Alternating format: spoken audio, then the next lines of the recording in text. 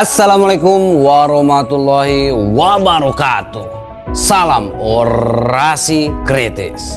Saudara-saudara sebangsa dan setanah air, apa jadinya jika seseorang mantan presiden dengan tenang berkata, serahkan semuanya pada proses hukum? Namun di sisi lain muncul gelombang suara dari para aktivis yang justru menuduh, bahkan meyakini bahwa ada sesuatu yang disembunyikan dari publik. Apakah ini sekedar perbedaan pendapat atau justru sebuah retakan besar dalam kepercayaan terhadap negara? Di video kali ini kita tidak akan langsung menghakimi, kita tidak akan langsung menyimpulkan, kita akan mendengar terlebih dahulu. Dengarkan dengan telinga terbuka dan yang lebih penting dengan pikiran yang kritis. Karena di awal video ini Anda akan menyaksikan langsung pernyataan dari pihak yang bersangkutan yang berbicara tentang hukum, tuduhan, dan logika pembuktian. Dan setelah itu Anda akan mendengarkan suara-suara lain, suara yang lantang, emosional, bahkan kontroversial dari para aktivis yang mengklaim memiliki keyakinan yang berbeda. Ini bukan sekedar tontonan, ini adalah potret konflik narasi di negeri ini. Jadi sebelum kita masuk ke analisis tajam khas orasi kritis, simak terlebih dahulu video lengkapnya tanpa dipotong, tanpa disaring. Silahkan menyaksikan. Saya tidak ingin berspekulasi, serahkan semuanya pada proses hukum yang ada. Kalau terkait Pak JK yang meminta Pak Jokowi untuk menunjukkan ijazah aslinya seperti apa? Itu juga serahkan pada proses hukum yang ada. Dan memang mestinya yang menuduh itu yang membuktikan, bukan saya disuruh menunjukkan. Nanti semua orang bisa menuduh dan suruh menunjukkan buktinya yang dituduh, balik-balik itu. Kalau terkait ini kan Pak JK sampai melaporkan Pak Rismon ke polisi, seperti apa Pak Tangga? Ya bagus, diserahkan ke proses hukum itu hal yang bagus. Bagus. Berarti kalau untuk terkait tokoh besar yang sempat seperti omongan Pak Jokowi dulu itu, ada termasuk yang diomongkan Pak Rismon ini? Saya nggak mau berspekulasi mengenai nama, karena itu perlu bukti-bukti, fakta-fakta hukum. Jadi ini juga sama. Serahkan semuanya pada proses hukum yang ada. Mendorong agar kasus ini segera naik ke pengadilan. Ya, pengen saya seperti itu secepat-cepatnya. Ini kan sudah hampir 1 tahun. Segera P21 dan diserahkan kepada pengadilan untuk nanti kita bisa menunjukkan mana yang benar, mana yang enggak benar. Kalau diminta hakim untuk menunjukkan ijazah asli, akan saya tunjukkan. Baik SD, SMP, SMA, S1, semuanya akan saya tunjukkan. Itu juga di pengadilan ya Pak? Iya, forumnya jelas. Forum hukumnya ada di pengadilan. Kalau Pak JK menilai dari permasalahan ijazah palsu ini kan sampai memecah masyarakat ya, seperti apa? Enggak, ini kan hanya urusan sebetulnya urusan pribadi saya karena saya merasa difitnah dan dicemarkan nama saya, itu aja. Pak, kemarin juga sempat beredar bahwa Pak Rismon itu didanai Bapak. Itu gimana tuh Pak? Logikanya beliau ini tersangka, ya kan? Kemudian minta RJ ke Polda Metro Jaya, ke penyidik karena kewenangan ada di sana. Tetapi harus mohon maaf kepada yang dituduh, kepada saya maafkan. Masa yang dituduh malah memberi duit, logikanya gimana sih? Oh, yang tersangka beliau ke sini kita maafkan, kok saya masih memberi duit, itu gimana logikanya? Harusnya beliau yang tersangka itu memberi duit ke saya supaya dimaafkan. Logikanya seperti itu, jangan dibalik-balik lah. Apalagi duit segede itu. Berarti membantah adanya uang 50M yang mengalir ke Rismon itu ya? Lah logikanya kan seperti itu. Gimana apalagi duit segede itu dari mana? Bismillahirrahmanirrahim. Assalamualaikum warahmatullahi wabarakatuh. Sebelum ke pramuka, saya sedikit menyinggung apa yang akan saya katakan mengenai prediksi saya di 2026 ini. Ramalan ini. Ini ramalan Sinto Gendeng. Jadi Prabowo ini punya 3 pilihan hari ini. Yang pertama itu Prabowo makzulkan Gibran. Yang kedua itu Gibran makzulkan Prabowo, atau Prabowo Gibran dimakzulkan rakyat gitu loh.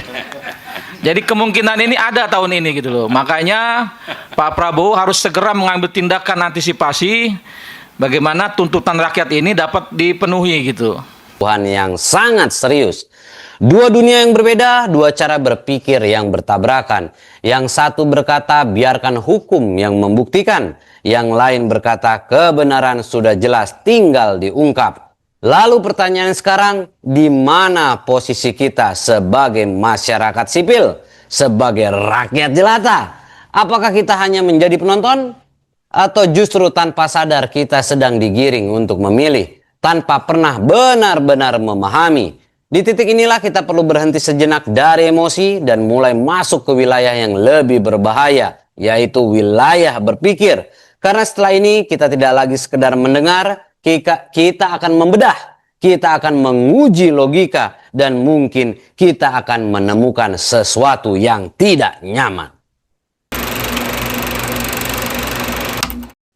Saudara-saudara, mari kita mulai dari satu kalimat yang tadi terdengar sederhana, bahkan terdengar bijak, yang menuduh harus membuktikan.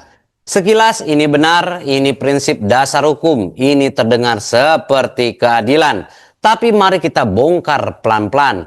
Filsuf seperti Socrates pernah mengatakan bahwa kebenaran tidak selalu muncul dari siapa yang paling berkuasa berbicara, tetapi dari siapa yang berani mempertanyakannya.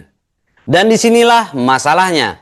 Ketika publik mempertanyakan sesuatu yang sangat mendasar, sesuatu yang bahkan bisa diselesaikan dengan satu tindakan sederhana, yaitu seperti apa? Menunjukkan bukti secara terbuka. Kenapa justru diarahkan berputar-putar ke proses yang panjang, berbelit dan penuh formalitas? Ini seperti Anda ditanya, punya SIM nggak? Lalu Anda jawab, tunggu pengadilan dulu ya, nanti hakim yang lihat. Haha, lucu. Iya, masuk akal? Tidak ya. Kalau asli ya tunjukkan saja ya. Kenapa harus berbelit-belit? Sesederhana itu. Sekarang kita masuk ke inti kegelisahan para aktivis. Mereka mungkin terdengar emosional. Mereka mungkin terdengar berlebihan. Bahkan sebagian pernyataannya kasar. Tapi pertanyaannya bukan apakah mereka sopan. Pertanyaannya adalah apakah ada keganjilan yang mereka rasakan. Dan di titik ini justru kita harus jujur.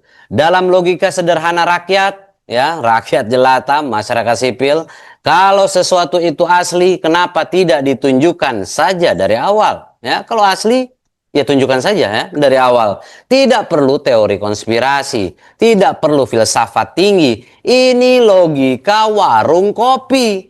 Dan menariknya justru logika paling sederhana inilah yang sering ditakuti oleh kekuasaan. Filsuf lain yang bernama Friedrich Nietzsche pernah menyindir keras, manusia lebih memilih kenyamanan daripada kebenaran. Artinya apa? Kadang kita tahu ada yang janggal, tapi kita memilih diam. Karena diam itu aman, karena bertanya itu berisiko. Dan disinilah para aktivis ini mengambil posisi yang tidak nyaman. Ya, ada juga Rustam menjadi seorang tersangka dalam kasus ijazah Bung Jack ini. Mereka memilih ribut, mereka memilih berisik, mereka memilih jadi pengganggu. Karena dalam sejarah hampir semua perubahan besar selalu dimulai dari orang-orang yang dianggap mengganggu. Sekarang mari kita sedikit jujur, tapi dengan gaya khas orasi kritis. Kalau benar semuanya bersih, kenapa narasinya selalu muter di nanti di pengadilan? Serahkan ke hukum, tunggu proses. Bung Jack. Padahal rakyat tidak sedang meminta putusan hakim. Rakyat hanya ingin melihat ijazahnya.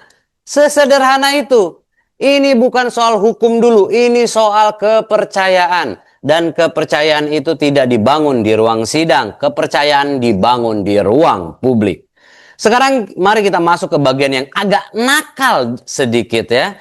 Kalau kata aktivis tadi, bahkan tukang sayur pun bisa mulai berpikir, ini kenapa diumpetin ya? Dan ini menarik, karena ketika sesuatu terlalu lama disembunyikan, yang lahir bukan lagi keraguan, tapi imajinasi. Dan imajinasi rakyat itu liar ya saudara-saudara, liar. Semakin ditutup, semakin dibayangkan. Semakin dibantah, semakin dicurigai. Dan disinilah letak kegagalan komunikasi kekuasaan. Bukan karena tuduhannya terlalu kuat, tapi karena klarifikasinya terlalu lemah. Saudara-saudara, kita tidak sedang memutuskan siapa benar, siapa salah. Tapi kita sedang melihat satu hal yang jauh lebih penting. Kenapa sesuatu yang bisa dibuat sederhana justru dibuat rumit? Dan selama pertanyaan itu belum dijawab dengan jujur dan terbuka, ya, transparan, selama itu pula suara-suara seperti para aktivis ini, ya, pejuang-pejuang ini tidak akan pernah benar-benar hilang. Mereka mungkin dibungkam, mereka mungkin ditertawakan, mereka mungkin diserang, tapi satu hal yang pasti, mereka akan terus muncul karena keraguan belum pernah benar-benar diselesaikan.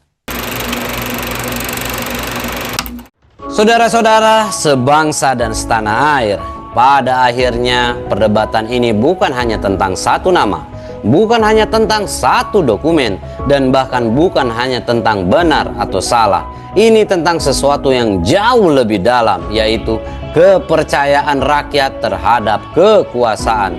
Karena ketika hal yang paling sederhana saja tidak mampu dijelaskan secara terbuka, maka yang runtuh bukan sekedar reputasi seseorang, tapi fondasi kepercayaan itu sendiri. Hari ini kita melihat dua kubu, yang satu meminta kita untuk percaya pada proses, yang lain meminta kita untuk percaya pada keganjilan. Dan di tengah-tengah itu ada kita, rakyat jelata, yang seringkali hanya diminta diam, diminta menunggu, dan diminta percaya tanpa pernah benar-benar diberi alasan. Orasi kritis tidak meminta Anda untuk percaya pada satu pihak, tapi kami mengajak Anda untuk melakukan sesuatu yang jauh lebih berbahaya bagi kekuasaan, yaitu berpikir, mempertanyakan, menguji logika, dan tidak menelan mentah-mentah narasi dari siapapun. Karena dalam negara yang sehat, kebenaran tidak takut untuk ditunjukkan, dan kejujuran tidak butuh waktu lama untuk dibuktikan. Jika hari ini pertanyaan masih terus hidup, jika keraguan masih terus tumbuh, maka mungkin yang perlu kita tanyakan bukan hanya apakah ini benar atau salah, tapi juga kenapa kebenaran itu terasa begitu sulit untuk terlihat. Saya akhiri, karena dalam sejarah bangsa ini yang berbahaya bukanlah mereka yang bersuara, tapi mereka yang memilih diam saat sesuatu terasa tidak beres. Inilah Orasi Kritis, bersuara karena diam bukan pilihan. Sampai jumpa di orasi berikutnya.